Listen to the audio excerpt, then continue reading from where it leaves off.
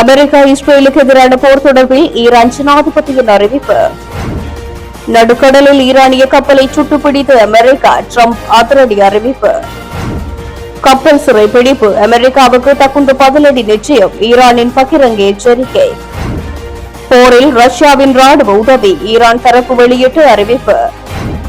தாக்குதல் அச்சம், 50 நாட்களாகியும் நடைபெறாத ஈரான் உச்ச தலைவரின் இறுதிச் சடங்கு. அதிகரிக்கும் போர் பதற்றம், பேச்சுவார்த்தை இல்லை, ஈரானில் இருந்து வெளியான அறிவிப்பு. அமெரிக்காவால் முற்றுகையிடப்பட்ட ஈரானிய கப்பல், சீனா வெளியிட்ட அறிக்கை. அமெரிக்கர்கள் ட்ரம்ப் மீது கடும் கோபத்தில், சரியும் செல்வாக்கு, அதிர்ச்சி அறிக்கை. புதிய பேச்சுவார்த்தைகளுக்காக ஜேடி வென்ஸ் பாகிஸ்தான் செல்கிறார். இஸ்ரேல் ஹிஸ்புல்லா போர் நிறுத்தத்துக்கு எதிராக போராட்டம்.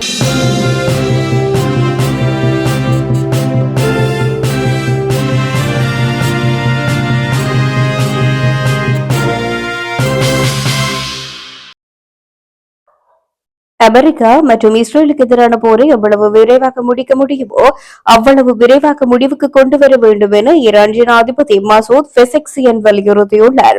நாட்டின் பொருளாதாரத்தை மீள கட்டி எழுப்பும் பாரிய பணியில் அதிக கவனம் செலுத்த வேண்டியுள்ளதனால் இந்த நடவடிக்கை அவசியம் என்று அவர் குறிப்பிட்டுள்ளார். தெஹ்ரானில் அரசு ஊழியர்களுடன் நடைபெற்ற தொடர் சந்திப்புகளின் போது கருத்து வெளியிட்ட அவர், அத்துமீறிய கோரிக்கைகளை ஈரான் எதிர்க்க வேண்டும் என்பதில் மாற்று கருத்து இல்லை எனவும், ஆனால் இந்த மோதல் தொடர்வது நமக்கோ எதிர்த்தரப்புக்கோ அல்லது பிராந்தியத்தின் எதிர்கால சந்ததியினருக்கோ எவ்வித நன்மையையும் தராது என்பதை உணர வேண்டும் எனவும் சுட்டிக்காட்டியுள்ளார்.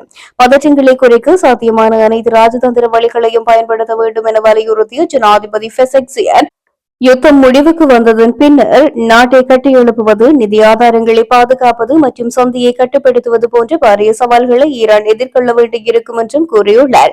ஆரம்பகட்ட மதிப்பீடுகளின்படி இந்த மோதலால் ஈரானுக்கு சுமார் 270 பில்லியன் அமெரிக்க டாலர் சேதம் ஏற்பட்டுள்ளதாக கணக்கிடப்பட்டுள்ளது. இந்த நிலையில் தங்கள் நாட்டின் தற்போதைய உண்மை நிலவரங்களை மக்களுக்கு நேர்மையாகவும் வெளிப்படையாகவும் தெரிவிக்க வேண்டியது அவசியம் என ஜனாதிபதி இதன்போது மேலும் வலியுறுத்தினார்.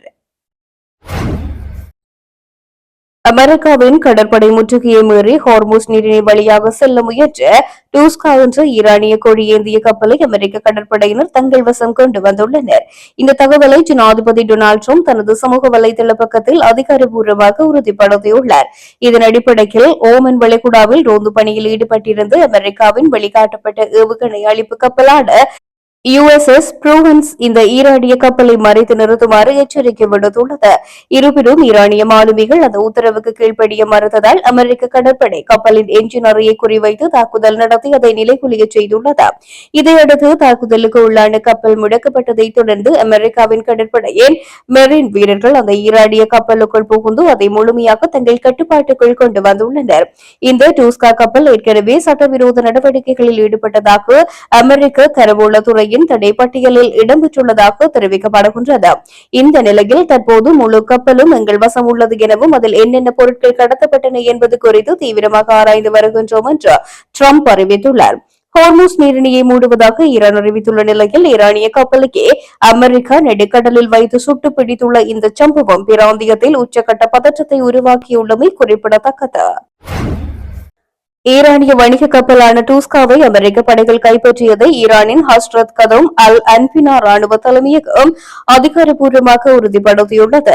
ஓமன் கடல் பகுதியில் அமைதியாக சென்ற கப்பல் மீது அமெரிக்கா தாக்குதல் நடத்தி சட்டவிரோதமாக கைப்பற்றியதை ஆயுதம் ஏந்திய கடல் கொள்ளை என ஈரான் சாடியுள்ளது.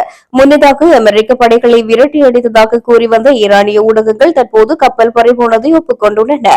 இந்த நடவடிக்கை சர்வதேச கடல்சார் விதிகளையும் போர் நிறுத்த உடன்படிக்கையையும் அப்பட்டமாக மீறும் செயல் எனவும் ஈரான் குற்றம் சாட்டியுள்ளது. இந்த சம்பவத்துக்கு விரைவில் தகுந்த பதிலடி கொடுக்கப்படும் என ஈரான் எச்சரித்துள்ளதால் ஓமன் வளைகுடா மற்றும் ஹார்முஸ் நீரிணை பகுதிகளில் போர் பதற்றம் உச்சகட்டத்தை எட்டியுள்ளமை குறிப்பிடத்தக்கது. ஈரான் மற்றும் அமெரிக்காவுக்கு இடையே நிலவி வரும் போர் சூழலில் ரஷ்யாவிடமிருந்து ஈரானுக்கு ராணுவ அல்லது புலனாய்வு உதவிகள் கிடைப்பதாக வெளியாகும் செய்திகளை ரஷ்யாவுக்கான ஈரானிய தூதுவர் ஹாசிம் ஜலாலி திட்டவட்டமாக மறுத்துள்ளார். ஈரானுக்கு ரஷ்யா உளவு தகவல்களை வழங்குவதாக கூறப்படுவதில் உண்மையில்லை என்றும் இதனை மேற்குலக நாடுகளை ஒப்புக்கொண்டுள்ளதாகவும் அவர் சுட்டிக்காட்டியுள்ளார். மேலும் ரஷ்யாவுடன் தற்போது நடைமுறையில் உள்ள ஒப்பந்தங்கள் அனைத்தும் போருக்கு முன்னரே கையெழுத்திடப்பட்டவை என்றும் அவற்றுக்கும் தற்போதைய மோதலுக்கும் எந்த தொடர்பும் இல்லை என்றும் அவர் தெளிவு தெளிவுபடுத்தியுள்ளார்.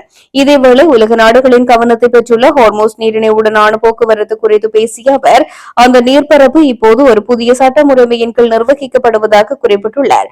அதன்படி பாதுகாப்பு நடைமுறைகள் மற்றும் ஹார்மோஸ் நீரிணையின் புதிய சட்ட விதிகளுக்கு உட்பட்டு கப்பல்கள் பாதுகாப்பாக பயணிக்க ஈரான் அனுமதிக்கும் என்றும் உறுதியாக தெரிவித்திருக்கின்றார். எனினும் கப்பல்கள் கடந்து செல்வதற்கான கட்டண விவரங்கள் குறித்து பேச மறுத்த அவர், இது தொடர்பான பல்வேறு மாற்றுத் திட்டங்களை ஈரானிய நாடாளுமன்றம் தற்போது உருவாக்கி வருவதாக தெரிவித்திருக்கின்றார். அதோடு தற்போதைய போர்ச்சூழலால் ரஷ்யாவுக்கும் ஈரானுக்கும் இடையிலான உயர்மட்ட ஆலோசனைகள் எவ்விதத்திலும் பாதிக்கப்படவில்லை என்றும் தூதுவர் ஜலாலி குறிப்பிட்டுள்ளார். ரஷ்ட், அஸ்தாரா தொடருந்து திட்டம் மற்றும் அணுசக்தி ஒத்துழைப்பு உடன்படிக்கைகள் போன்ற இரு நாடுகளுக்கும் இடையிலான முக்கிய உட்கட்டமைப்பு திட்டங்கள் இந்த யுத்தத்தினால் சற்று தாமதம் அடைந்துள்ளதை தவிர அவை கைவிடப்படவில்லை என்றும் அவர் இதன் பொழுது வலியுறுத்தினார். ஈரான் உச்ச தலைவராக இருந்த அயதுல்லா அலி கமேனி படுகொலை செய்யப்பட்டு 50 நாட்களுக்கு மேலாகியும் அவரது உடல் அடக்கம் செய்யப்படாமல் உள்ளதாக தகவல் வெளியாகியுள்ளது. ஈரானிய அதிகாரிகள் ஒரு பிரம்மாண்டமான அரசு மரியாதையுடன் கமேனியின் இறுதிச் சடங்கை நடத்த விரும்புகின்றனர். ஆனால் அத்தகைய கூட்டத்தில் மீண்டும் அமெரிக்கா அல்லது இஸ்ரேல் தாக்குதல் நடத்தக்கூடும் என்ற அச்சம் உள்ளது. இதனால் பாதுகாப்பு கருதி இறுதி சடங்கு நடத்துவது தள்ளி போடப்படுவதாக கூறப்படுகின்றது. அதுவரை அவரின் உடல் ரகசிய இடத்தில் பதப்படுத்தப்பட்டு பாதுகாப்பாக வைக்கப்படும் என கூறப்படுகின்றது. ஈரான் மீது கடந்த பிப்ரவரி 28ஆம் தேதி அமெரிக்கா இஸ்ரேல் இணைந்து நடத்திய தாக்குதலில் போரின் முதல் நாளிலேயே அந்நாட்டின் உச்ச தலைவரான அயதுல்லா அலி கமேனி உட்பட பல முக்கிய தலைவர்கள் கொல்லப்பட்டமை குறிப்பிடத்தக்கது. அடுத்து புதிய சுற்று பேச்சுவார்த்தைகள் நடத்துவது குறித்து அரசாங்கத்துக்கு எந்த திட்டமும் இல்லை என ஈரான் தரப்பு அறிவித்துள்ளது. ஹோர்முஸ் நீரிணையில் ஈரான் கொடியேற்றப்பட்ட சரக்கு கப்பல் ஒன்றை அமெரிக்கா கைப்பற்றியதை அடுத்து இந்த அறிவிப்பு வெளியாகியுள்ளது. குறித்த விடயத்தை இன்றைய தினம் ஈரானிய வெளியுறவு அமைச்சகத்தின் செய்தி தொடர்பாளர் இஸ்மாயில் பாகாயி தெரிவித்துள்ளார். அவர் மேலும் தெரிவிக்கையில், ஏப்ரல் 13 முதல் ஹோர்முஸ் நீரிணையில் அமெரிக்க கடற்படை விதித்த முற்றுகையையும் இரவோடு இரவாக அமெரிக்க ராணுவத்தால் ஈரானிய சரக்கு கப்பல் கைப்பற்றப்பட்டதையும் இவை போர் நிறுத்தம் மற்றும் சர்வதேச சட்டம் ஆகிய இரண்டையும் மீறிய செயல்கள் என்றும் சுட்டிக்காட்டினர். இன்று மாலை திட்டமிட்டுள்ளபடி பேச்சுவார்த்தைகளுக்காக அமெரிக்க உப ஜனாதிபதி ஜே.டி. வான்ஸ் தலைமையிலான தூதுக்குழு ஒன்றை பாகிஸ்தானுக்கு அனுப்புவதாக ஜனாதிபதி டிரம்ப் தெரிவித்துள்ளார். டிரம்பின் மத்திய கிழக்கு தூதுவர் ஸ்டீவ் விட்காஃப் மற்றும் அவரது மருமகன் ஜாரட் குஷ்னர் ஆகியோரும் இதில் கலந்து கொள்ளவிருந்தனர். போர் நிறுத்தம் காலாவதியாக 48 மணி நேரத்துக்கு குறைவான நேரமே உள்ள நிலையில் அமெரிக்காவுடனான புதிய சுற்று பேச்சுவார்த்தைகளுக்காக இஸ்லாமாபாத்துக்கு பேச்சுவார்த்தையாளர்களை அனுப்பும் திட்டம் தங்களுக்கு இல்லை என ஈரான் அறிவித்துள்ளதனால் மத்திய கிழக்கு பிராந்தியத்தில் பதற்ற நிலை அதிகரித்துள்ளது. ஈரான் கொடியேற்றப்பட்ட சரக்கு கப்பலை அமெரிக்கா வலுக்கட்டாயமாக வழிமறைத்தமை குறித்து சீனா கவலை தெரிவித்துள்ளது. இது தொடர்பில் அனைத்து தரப்பினரும் போர் நிறுத்த ஒப்பந்தத்தை பொறுப்பான முறையில் கடைபிடிக்க வேண்டும் என்று சீனா வலியுறுத்தியுள்ளது. ஹோர்முஸ் நீரிணையில் நிலவும் சூழல் உணர்திறன் மிக்கதாகவும் சிக்கலானதாகவும் உள்ளது என சீனாவின் வெளியுறவு அமைச்சக செய்தி தொடர்பாளர் குவோயியா குன் தெரிவித்திருக்கின்றார். சம்பந்தப்பட்ட தரப்பினர் பதற்றத்தை மேலும் அதிகரிப்பதை தவிர்த்து நீரிணை வழியாக இயல்பான போக்குவரத்து மீண்டும் தொடங்குவதற்கு தேவையான நிலைமைகளை உருவாக்க வேண்டும் என்றும் சுட்டிக்காட்டியுள்ளார். முன்னதாக ஈரானிய துறைமுகங்களுக்கான தனது முற்றுகையை மீறி செல்ல முயன்ற ஈரானிய சரக்கு கப்பல் மீது துப்பாக்கிச் சூடு நடத்தி அக்கப்பலை கைப்பற்றியதாக அமெரிக்கா தெரிவித்தது. அக்கப்பல் சீனாவில் இருந்து பயணித்துக் கொண்டிருந்ததாக கூறிய ஈரானிய ராணுவம் அமெரிக்க ராணுவத்தின் ஆயுதம் ஏந்திய கடற்கொள்ளை என்று அது அழைத்ததற்கு பதிலடி கொடுக்கும் என்றும் சூளுரைத்தது. ஈரான் மீதான போருக்கு மத்தியில் டொனால்டு டிரம்பின் செல்வாக்கு 2வது பதவிக்காலத்திலேயே இல்லாத அளவுக்கு சரிந்துள்ளதாக தெரிவிக்கப்படுகின்றது. ஈரான் மீதான போரை அவர் கையாண்ட விதத்தின் காரணமாக செல்வாக்கு 37% குறைந்துள்ளதாக புதிய NBC நியூஸ் கருத்து தெரிவித்திருக்கின்றது. அமெரிக்க ஜனாதிபதியாக கடந்த 2025ஆம் ஆண்டு ஜனவரி 20ஆம் தேதி டொனால்டு டிரம்ப் 2வது முறையாக பதவியேற்றார். ஈரான் இஸ்ரேல் போரில் தலையிட்டு இஸ்ரேலுக்கு ஆதரவாக ஈரான் மீது தாக்குதல் நடவடிக்கையில் ஈடுபட்டதால் அமெரிக்காவுக்கு பாதுகாப்பு தளவாடங்களுக்கான செலவு அதிகரித்தது. மேலும் பெட்ரோல் டீசல் தட்டுப்பாடு ஏற்பட்டு அதன் விலையும் அதிகரித்தது. இது அமெரிக்கர்கள் மத்தியில் டிரம்ப் மீது கடும் கோபத்தை ஏற்படுத்தியது. இவ்வாறான பின்னணியில் ஞாயிற்றுக்கிழமை புதிய NBC நியூஸ் வெளியிட்ட ஆய்வின் முடிவுகளின்படி அமெரிக்காவில் உள்ள வயது வந்தோரில் 63% பேர் டிரம்பின் பணி செயல்திறனை ஏற்கவில்லை என்றும் அவர்களில் 50% பேர் கடும் அதிருப்தியையும் வெளிப்படுத்தினர் என்றும் தெரிவிக்கப்படுகின்றது.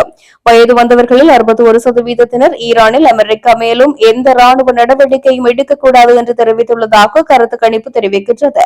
எனினும் அமெரிக்காவில் உள்ள இளம் வயதினரிடையே போருக்கான எதிர்ப்பு குறைவாக காணப்படுவதாக தெரிய வருகின்றது. ஈரானுடனான புதிய சுற்று பேச்சுவார்த்தைகளுக்கான ஒரு தூதுக்குழு பாகிஸ்தானுக்கு பயணம் செய்யும் என்று டொனால்டு டிரம்ப் தெரிவித்துள்ளார். திங்கட்கிழமை மாலை தனது பிரதிநிதிகள் இஸ்லாமாபாத் வந்து சேருவார்கள் என்று அவர் சமூக வலைதளத்தில் பதிவிட்டுள்ளார். சிறிது நேரத்துக்கு பிறகு தூதுக்குழுவுக்கு தலைமை தாங்குவார் என அமெரிக்க துணை ஜனாதிபதி ஜே.டி. வென்ஸிடம் வெள்ளை மாளிகை தெரிவித்தது. முந்தைய பேச்சுவார்த்தைகளிலும் கலந்து கொண்டிருந்த டிரம்பின் ஆலோசகர்களான ஸ்டீவ் விட்காஃப் மற்றும் யாரட் குஷ்னர் ஆகியோரும் இந்த குழுவில் இடம்பெறுவார்கள் என வெள்ளை மாளிகை அதிகாரி ஒருவர் பிபிசியிடம் உறுதிப்படுத்தினார். தெஹ்ரான் தனது பங்கேற்பை இன்னும் உறுதிப்படுத்தவில்லை. அமெரிக்க முற்றுகை நடைமுறையில் இருக்கும் வரை அதிகாரிகள் பங்கேற்க மாட்டார்கள் என ஈரானிய அரசு ஊடகங்கள் செய்தி வெளியிட்டுள்ளன. கடைசி பேச்சுவார்த்தைகள் சுமார் 21 மணி நேரம் நீடித்தன. ஆனால் ஈரானின் அணுசக்தி திட்டம் உள்ளிட்ட முக்கிய பிரச்சினைகளில் வாஷிங்டனும் தெஹ்ரானும் பெரும் கருத்து வேறுபாட்டில் இருந்ததால் அமைதி ஒப்பந்தம் ஒன்றை எட்டுவதில் அவை தோல்வியடைந்தன. இஸ்ரேல் மற்றும் ஹிஸ்புல்லா அமைப்புக்கு இடையே அமெரிக்க ஜனாதிபதி டொனால்டு டிரம்பின் முயற்சியால் எட்டப்பட்ட 10 நாள் போர் நிறுத்த ஒப்பந்தத்துக்கு எதிர்ப்பு தெரிவித்து வடக்கு இஸ்ரேலின் கிரியாத் ஷ்மோனா பகுதி மக்கள் எருசலேமில் உள்ள அமெரிக்க தூதரகத்துக்கு முன்னால் போராட்டத்தில் ஈடுபட்டனர். லெபனான் எல்லையோர நகரங்களில் வசிக்கும் சுமார் 150க்கும் மேற்பட்டோர் ஹிஸ்புல்லா இன்னும் ஆயுதங்களை கைவிடாத நிலையில் இந்த போர் நிறுத்தம் தங்களுக்கு பாதுகாப்பற்ற சூழலை உருவாக்கும் என தெரிவித்துள்ளனர். எங்கள் தலைக்கு மேல் தொங்கும் இந்த அச்சுறுத்தலை நிரந்தரமாக நீக்க வேண்டிய தருணம் இது என கிரியாத் ஷ்மோனா மேயர் அமித்ஷா ஆவேசமாக தெரிவித்திருக்கின்றார். இதேவேளை அமெரிக்கா மற்றும் ஈரான் இடையே நடைமுறையில் உள்ள தற்காலிக போர் நிறுத்தத்தை ஈரான் பாரிய அளவில் மீறியுள்ளதாக ஜனாதிபதி டிரம்ப் குற்றம் சாட்டியுள்ளார். ஹோர்மூஸ் நீரிணையில் சனிக்கிழமை ஈரானிய படைகள் துப்பாக்கி பிரயோகம் செய்ததாக குறிப்பிட்டுள்ள அவர் எதிர்வரும் புதன்கிழமைக்குள் ஒரு நிரந்தர அமைதி உடன்படிக்கை எட்டப்படாவிட்டால் ஈரானின் அனைத்து மின் உற்பத்தி நிலையங்கள் மற்றும் பாலங்களை அமெரிக்கா தரைமட்டமாக்கும் என எச்சரித்துள்ளார். இனி மென்மையாக நடக்க முடியாது என்று தனது சமூக ஊடக பக்கத்தில் பதிவிட்டுள்ள அவர் நாளைய தினம் திங்கட்கிழமை பாகிஸ்தானின் இஸ்லாமாபாத்தில் ஈரான் அதிகாரிகளுடன் மீண்டும் ஒரு சுற்று பேச்சுவார்த்தை நடைபெறும் என்றும் அறிவித்தார்.